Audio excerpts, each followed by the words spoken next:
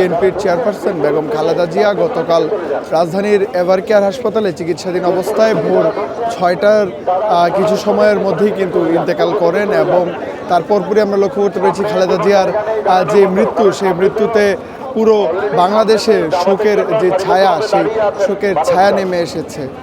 তার পাশাপাশি আপসহীন নেত্রী দেশনেত্রী খালেদা জিয়ার যে নামাজের জানাজা সেই নামাজের জানাজা অনুষ্ঠিত হচ্ছে আজ সংসদ ভবন প্রাঙ্গণে এবং তার পরপরই তাকে শহীদ জিয়াউর রহমানের যে কবর রয়েছে যে সমাধি রয়েছে সেই সমাধিতে তাকে চিরনিদ্রায় শায়িত করা হবে।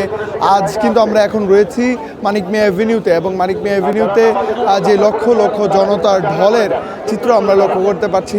সেই জনতার সাথে আমরা কথা বলবো খালেদা জিয়াকে শেষ বিদায় জানাতে আসা সেই মানুষদের সাথে আছি আমি আব্দুর রহমান ঈশান।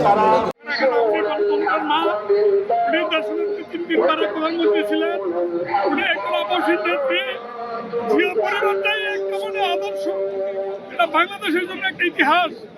এই পরিবার এই দেশের জন্য সবসময় ত্যাগ করে গেছেন। শুধু ওনাদের কোনো কিছু জীবনে চাওয়ার কিছু ছিল না। উনি দেশ এবং দেশের মানুষকে নিয়ে সবসময় ওনারা ভাবতেন এই দেশ কিভাবে ভালো থাকবে, এই দেশের মানুষ কিভাবে ভালো থাকবে।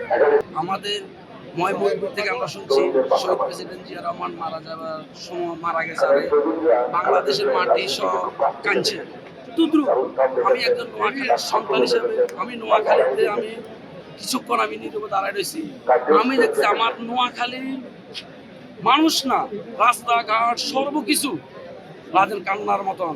এমন একজন মানুষ, এমন একজন মহান মানুষ আমরা আর কখনো বাংলার বুকে পাবো কিনা বলতে পারি না।